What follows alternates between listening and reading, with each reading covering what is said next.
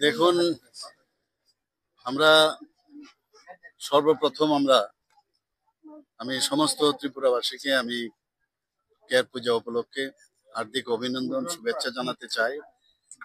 এবং আমরা সবাই জানি যে চোদ্দ দেবতার পুজো যখন শেষ হয়, মানে খার্চি পূজা যখন শেষ হয়, তার 14 দিন পরে এই কেয়ার পূজা এখানে হয়ে থাকে। এবং মহারাজ ত্রিলোচন থেকে আরম্ভ করে এই কেয়ার পূজা শুরু হয় এবং এখনো তার যে এই পূজা সেটা কিন্তু নিয়মিতভাবে এটা চলছে এবং রাজবাড়ির সামনেই পুজো হয়ে থাকে। আগে তো পুরো প্যালেস কম্পাউন্ড আমরা দেখতাম এই কেয়ার পূজার ভিতরেই থাকতো।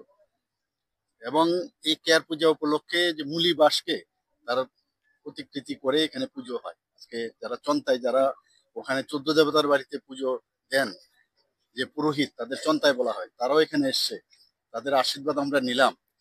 এবং মেইন যে উদ্দেশ্য আমাদের জাতি জনজাতি সবাই মিলে একসাথে থাকা এবং রোগ শোক থেকে মুক্তি পাওয়ার জন্য এবং এই রাজ্যের উন্নতির জন্য, রাজ্যের যাতে কোনো রকম মানে খারাপ কিছু না হয়, তার জন্যই কিন্তু এই পুজো।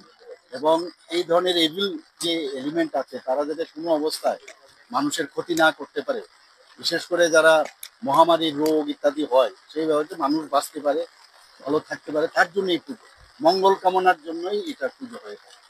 এবং ভ্রাতৃত্ব বোধ আমাদের মধ্যে গড়ে উঠুক, এর জন্য এটা পূজা। শুধু মহারাজ এই যে এখানে বাড়ি, মহারাজার বাড়ির সামনেই শুধু হয় না, রাজবাড়ির সামনে হয় না, গ্রামে গঞ্জেও অনেক যারা ত্রিপুরী আছে, ইয়াং যারা আছেন, বা যারা আমাদের অন্যান্য যারা ট্রাইবেল যারা জনজাতি গোষ্ঠী আছে, তাদের মধ্যেও কিন্তু এই কেয়ার পূজা হয়ে থাকে। তো আমি আজকে আবার আপনাদের মাধ্যমে সমস্ত ত্রিপুরাবাসীকে